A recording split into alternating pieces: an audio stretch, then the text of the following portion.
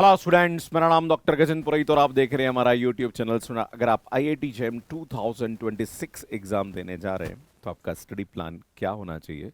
भैया, एग्जाम में सिर्फ 75 डेज बचे हुए हैं। इन 75 डेज में आप ऐसा क्या करें कि आपकी जो तैयारी है उसको आप एक्सेलरेट कर पाए, ये भी बताने की कोशिश करूंगा। तो मैं मंथ वाइज आपको यहाँ पे स्ट्रेटजी बताऊंगा। मैं आपको बताना चाहता हूं कि इस एग्ज़ाम को क्रैक करना ज़्यादा टफ नहीं है, क्योंकि नंबर ऑफ़ स्टूडेंट्स जिन्होंने फॉर्म भरे हैं बहुत कम है। सीट्स यहाँ पे काफ़ी अच्छी होती है। अगर आप आईआईटी और एनआईटी की सीट्स की मान के चलो, एमएससी के अंदर आईआईटी जेईई की वो लगभग 2000 के आसपास रहती है। बट अगर नंबर ऑफ़ कैंडिडेट्स की बात करी जाए तो मुझे लगता है इस बार भी 11-12 हज़ार के आसपास लोगों ने ही फॉर्म भरे होंगे, और एग्ज़ाम देने वाले बच्चे जो होते हैं वो 10,000 के आसपास रहता है, तो कंपटीशन थोड़ा सा कम है। आईआईटी जेईई एग्जाम की तैयारी कर रहे हो तो उसके तुरंत बाद अभी सीयूटी पीजी एग्जाम भी होने वाला है, जिसका नोटिफिकेशन जल्द आने वाला है। अगर आप आईआईटी जेईई एग्जाम का फॉर्म भरना भूल गए तो डोंट वरी अबाउट दैट। आप यहाँ पे सीयूटी पीजी का एग्जाम फॉर्म भरिए, अभी जस्ट नोटिफिकेशन कुछ दिनों में आने वाला है। इसके ऊपर भी मैंने एक डिटेल वीडियो अपलोड किया है, वो आप जाके देख सकते हैं। बात करेंगे इन 75 डेज में आपको ऐसा क्या करना चाहिए जिससे कि आप भी इस एग्जाम को इजीली क्रैक कर सकते हैं। और देखो, इस एग्जाम को क्रैक करने के लिए अगर बात करी जाए तो 40 प्लस स्कोर जो होता है वो सेफ स्कोर माना जाता है, पर डिपेंड करता है कि पेपर का लेवल क्या है। जैसे 2024 में आईआईटी मद्रास ने पेपर सेट किया था, बहुत टफ था। वहाँ पे 10-12 नंबर पे कट ऑफ गया था, जनरल का 10 नंबर के आसपास कट ऑफ था, एससी एसटी का 5-6 नंबर के आसपास कट ऑफ था, और जिस स्टूडेंट के 25 प्लस मार्क्स थे उसको आईआईटी मिल गया था। तो वो बात अलग है। बाकी इस बार जो पेपर है वो आईआईटी बॉम्बे सेट कर रहा है, तो थोड़ा सा मतलब आईआईटी मद्रास से थोड़ा सा इजी हो सकता है। बट हाँ, पेपर टफ आता है, क्लियर है? क्योंकि अगर हम पिछले पास्ट रिकॉर्ड्स को देखें तो आईआईटी बॉम्बे ने जब पिछली बार पेपर सेट किया था तब कट ऑफ 19 मार्क्स के आसपास गया था, 19-20 नंबर के आसपास कट ऑफ गया था, राइट? तो जैसे अगर मैं आईआईटी मद्रास की बात करूँ, 10 नंबर कट ऑफ गया था। बॉम्बे ने किया था तब 19 नंबर कट ऑफ गया था, तो पेपर टफ आ सकता है। पर हाँ, मतलब आपको 40 प्लस स्कोर टारगेट लेके चलना चाहिए कि मुझे कम से कम 40 नंबर तो चाहिए ही चाहिए, राइट?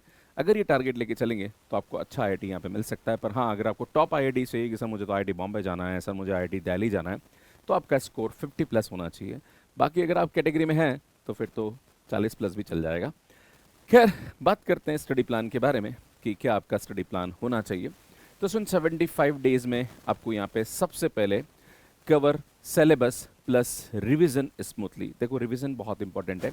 जब भी स्टूडेंट्स तैयारी कर रहा होता है वहाँ पे कहीं ना कहीं वो टाइम पे रिवाइज नहीं कर रहा होता है, वो सिर्फ पढ़ता जाता। तो रिवीजन वेरी इंपॉर्टेंट है, आपको रिवाइज करते रहना चाहिए।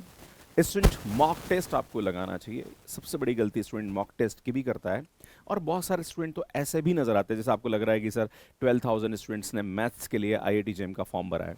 भैया, सीरियसली तैयारी करने वाले 10 to 15% स्टूडेंट्स ही होते हैं। बाकी लोग सिर्फ फॉर्म भरते हैं कि चलो ठीक है, फॉर्म भर लिया, अरे ये सब पूरा का पूरा सिलेबस तो मैंने बीएससी में पढ़ रखा है, मेरे को ग्रुप थ्योरी आता है, लीनियर अलजेब्रा आता है, डिफरेंशियल इक्वेशन आता है, मैं तो कर लूँगा, इंटीग्रल कैलकुलस भी मैंने पढ़ रखा है। भैया, आपने जो पढ़ा है वो अलग चीज़ है, और एग्जाम में जो पूछा जाता है वो अलग चीज़ है। अगर हम बात करें आईआईटी जेईई का जो सिलेबस होता है वो 11-12 के सीबीएसई का पूरा कवर करते हैं, एनसीईआरटी का, राइट?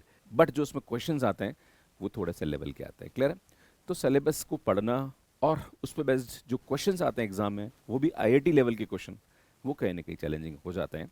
तो सुन, उसके लिए आपको अलग से मेहनत करने की आवश्यकता है, और 75 डेज इनफ है इस एग्जाम को क्रैक करने के लिए। अभी भी आपके पास समय है भैया, 2.5 महीने बहुत होते हैं।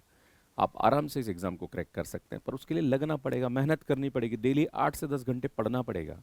आईआईटी जाना है तो 8 से 10 घंटे मेहनत करना पड़ेगा। अगर तुम्हारे घर में कोई भाई बहन हो ना जो 11-12 में आईआईटी जेईई की तैयारी कर रहा हो, देखो उसका शेड्यूल, कितने घंटे मेहनत करने की आवश्यकता है। आपके वीक एरियाज को आइडेंटिफाई करिए।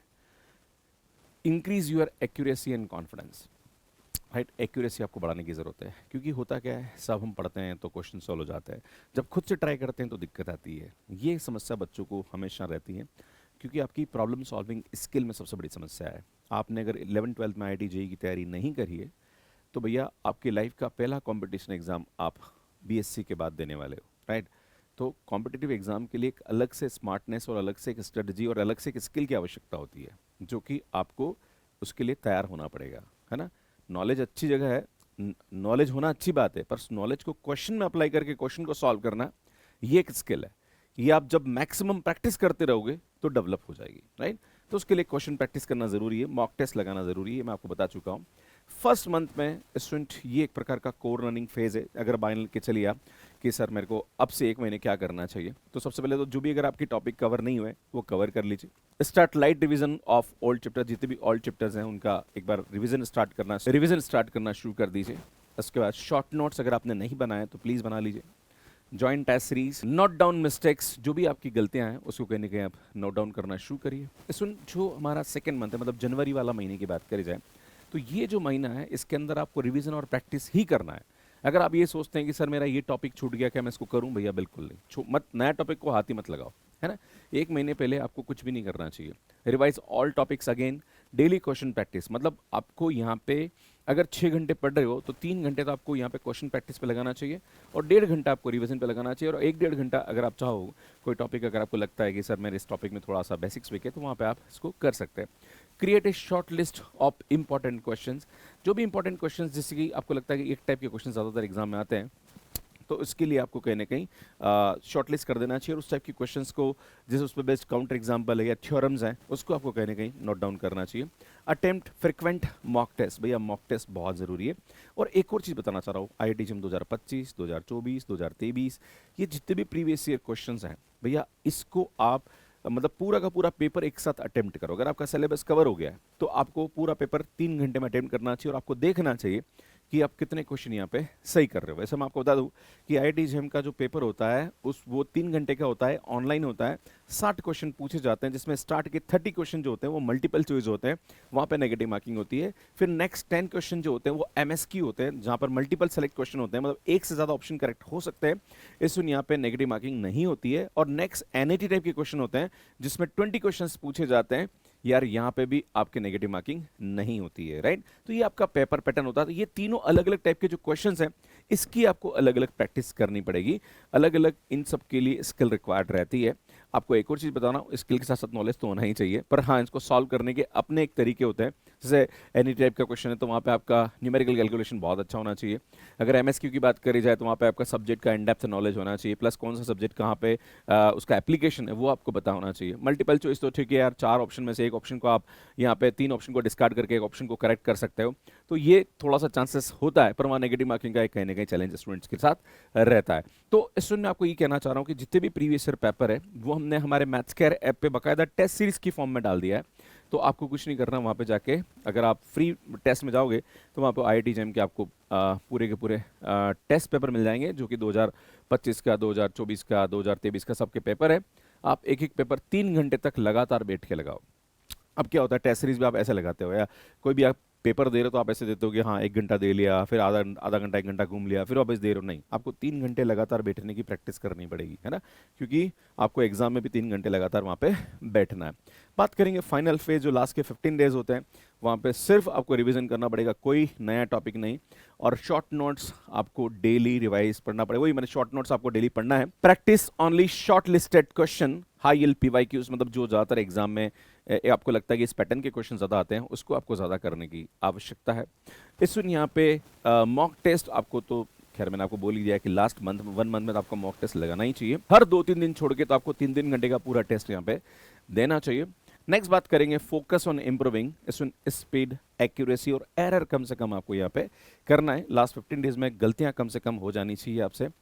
और आपको बताना चाहता हूँ कि मॉक टेस्ट अगर आप दे रहे हो और आपको ये डर लगता है कि मेरे मार्क्स कम नहीं आए, तो मुझे लगता है आपको डरने की आवश्यकता नहीं। एग्जाम से पहले जितने भी मार्क्स कमाए उससे कोई लेन देना नहीं, मैंने एग्जाम में आपके अच्छा स्कोर यहाँ पे होना चाहिए। तो प्रैक्टिस ही आपको इस एग्जाम को क्रैक करा सकती है, इसलिए आपको प्रैक्टिस ज़्यादा करना चाहिए। पर हाँ भैया, सिलेबस पूरा कवर कर लो, सिस्टमेटिक वे में चीज़ें पता होनी चाहिए। पता पड़ा कि सर मैंने तो ढंग से पढ़ा नहीं, मैं तो खाली टेस्ट सीरीज से एग्जाम निकाल लूँगा, भैया गलत फहमी में हो, बिल्कुल नहीं हो सकता है। उसके लिए आपको मेहनत तो करनी पड़ेगी। बाकी स्टूडेंट अगर आप चाहते हैं तो हमने लाइक जितने भी हमारे यूट्यूब वीडियोज़ हैं जो कि हमारा पूरा IIT JEM का सिलेबस कवर करते हैं, प्लस शॉर्ट नोट्स PYQs, इसका एक हमने प्रेप किट बनाया है जो कि हमारी एप्लीकेशन पर मिल जाएगा। फिर भी अगर आप चाहते हैं तो आप डिस्क्रिप्शन में गूगल फॉर्म दे रखा है, उसको भर दीजिए, आपको हमारी टीम उसको प्रोवाइड कर देगी। बाकी यार टेस्ट सीरीज अगर आप ज्वाइन करना चाह रहे हो तो मैथ्स केयर ऐप पर आप देख सकते हैं, मैंने आपको पूरा प्रोसेस बता दिया यहाँ पे। Test series maths care app पे अवेलेबल है, आप इसे ज्वाइन कर सकते हैं। एंड स्टूडेंट ये सब टेस्ट आपको इतने हम देने वाले हैं। और बाकी अगर आप चाहते हैं IIT JEM 2027 के लिए और 2026 के लिए भी 75 डेज है भैया, आपको जो कोर्स है वो 4999 में दे रहा हूँ, जहाँ पर live recorded PDF DPP test series सब कुछ मिलेगा, प्लस रिवीजन आपको यहाँ पे जो है वो क्रैश कोर्स भी आपको यहाँ पे मिल जाएगा। अगर आप IIT-JEM 2027 की तैयारी करना चाह रहे हैं तो अगर आप BSc सेकेंड ईयर में हैं तो this is the right time to start this preparation. बाकी अगर आप CSIR की तैयारी करना चाह रहे हैं तो जून 2026 के लिए हमारा कोर्स लॉन्च चुका है, जो कि 899 की हमारी प्राइस है। सुनिए, बुक IIT-JEM वाले स्टूडेंट्स के लिए बहुत ही हेल्पफुल है, जहाँ पर आपको थ्योरी नोट्स, PYQs और क्वेश्चन प्रैक्टिस के लिए मिल जाएगा, जो कि 449 में आपके लिए अवेलेबल है। बाकी हमारे ये toppers guide for CSIR net and IIT-JEM, ये आप देख सकते हैं। एंड स्टूडेंट, ये हमारा यूट्यूब चैनल है, सब्सक्राइब कर लीजिए, काफ़ी अच्छा कंटेंट हम आपके लिए अपलोड करते हैं। आप सभी का बहुत बहुत धन्यवाद। स्टूडेंट मैथ्स के पे कोर्स कैसे लेना है, इसका वीडियो आप यहाँ पे जाके देख सकते हैं। बाकी हम IIT-JEM पे काफ़ी सारे वन शॉट सीरीज और कॉम्बैट सीरीज ले रहे हैं, उसकी प्लेलिस्ट आपको यहाँ जाके मिल जाएगी, यहाँ जाके चैनल को सब्सक्राइब कर सकते हैं। धन्यवाद।